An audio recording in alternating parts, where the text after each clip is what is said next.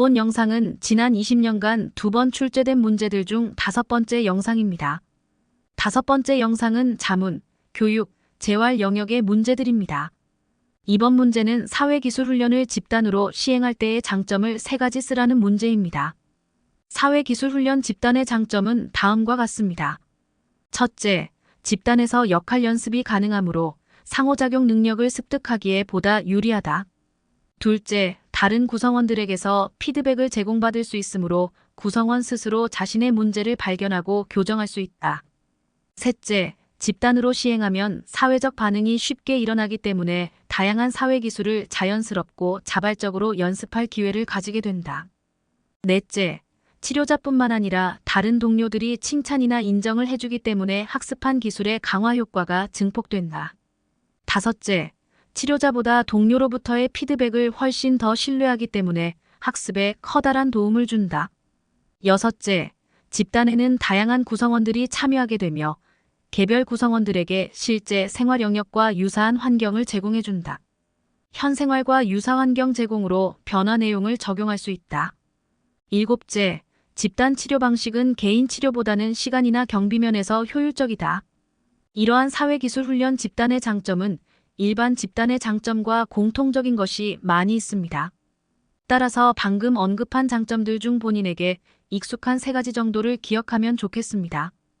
이번 문제는 반복적으로 또래를 괴롭히고 교사에게 반항하는 아동의 문제를 호소하는 교사에 대한 자문 문제로 5가지 정도의 조언을 쓰라는 것입니다. 이 문제에 대한 답으로는 관점에 따라 매우 다양한 조언들이 있을 수 있을 것입니다. 이 교사에게 문제 해결에 도움을 줄 수 있는 추천할 만한 조언은 첫째, 문제 행동의 근본 이유의 이해입니다. 아동의 괴롭힘과 반항적인 행동 뒤에 있는 근본적인 이유를 이해하는데 시간을 투자하는 것입니다.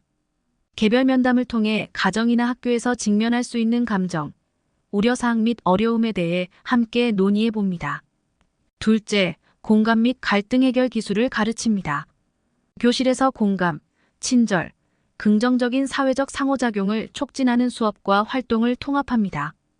아동에게 적극적인 경청, 관점 수용, 문제 해결 기술과 같은 구체적인 갈등 해결 전략을 가르칩니다. 셋째, 명확한 기대치와 결과를 구현합니다.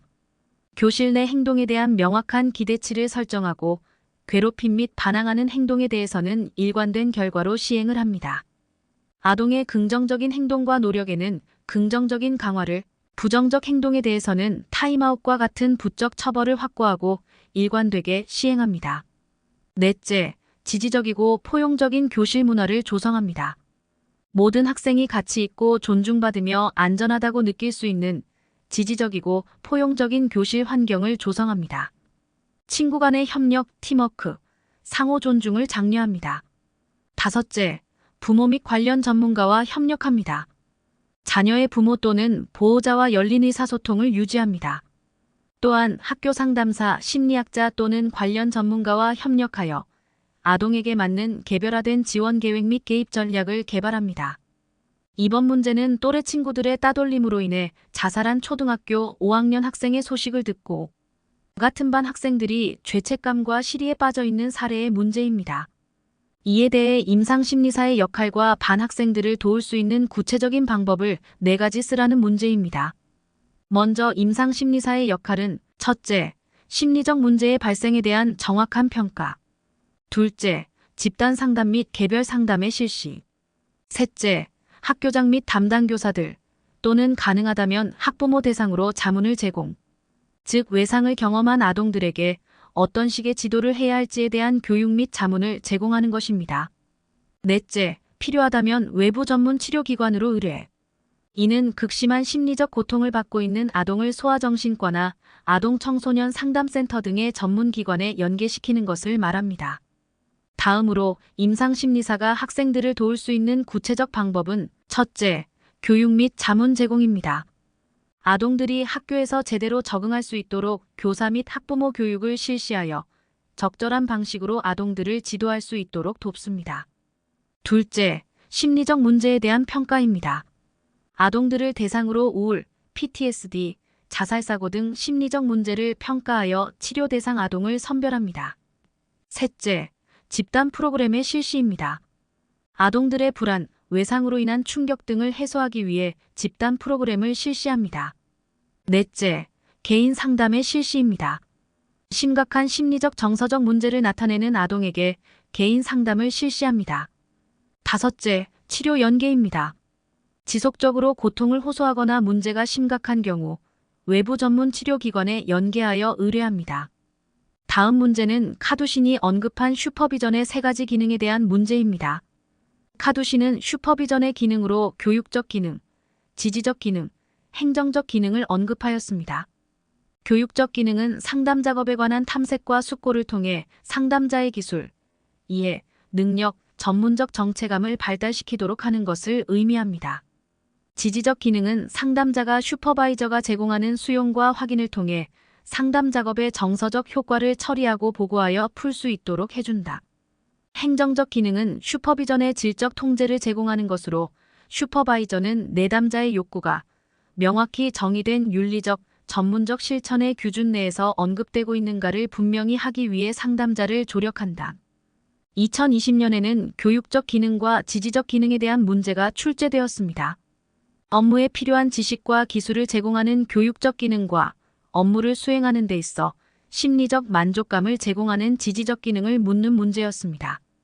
다음 문제는 만성정신질환자를 위한 정신사회재활의 일반적 목표 3가지를 쓰라는 문제입니다. 정신사회재활의 목표에 대해서는 관점이나 교재에 따라 매우 다양하게 기술하고 있습니다. 여기서는 2가지 답안을 제시해 보겠습니다. 첫 번째 답안은 다음과 같습니다. 정신사회재활의 목표는 첫째, 기능적 개선입니다. 일상생활에 필요한 개인의 기능적 능력과 기술을 향상시키는 것을 말합니다.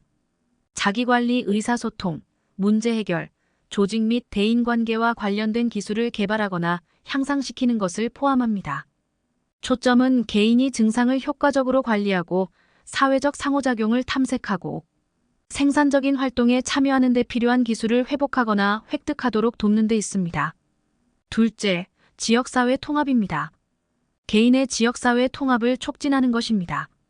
고용, 교육, 자원봉사, 사회활동 참여 등을 통해 개인이 지역사회 내에서 의미 있는 연결, 관계 및 역할을 설정하도록 지원하는 것을 포함합니다. 지역사회 통합은 사회적 고립을 줄이고 사회적 지원 네트워크를 강화하며 소속감과 포용성을 높이는 데 도움이 됩니다. 셋째, 회복 및 웰빙입니다. 정신질환이 있는 개인의 회복 및 전반적인 웰빙 증진을 강조합니다. 개인의 삶의 질을 향상하고 장기적인 회복과 회복력을 촉진한다는 목표로 개인의 신체적, 정서적, 사회적, 영적 필요를 해결하는 전체적인 접근 방식을 통합하는 경우가 많습니다. 두 번째 답안은 인터넷 등의 답안으로 가장 많이 올라와 있는 내용입니다. 정신사회재활의 목표는 첫째, 임상적 측면에서 증상의 호전을 장기간 지속시킨다. 둘째, 기능적 측면에서 대인관계 및 독립적인 생활기술을 습득하도록 한다. 셋째, 주관적 측면에서 보다 만족스러운 삶의 질을 성취하도록 한다. 이 두 답안은 서술은 다르나 그 내용은 유사한 면이 많이 있습니다.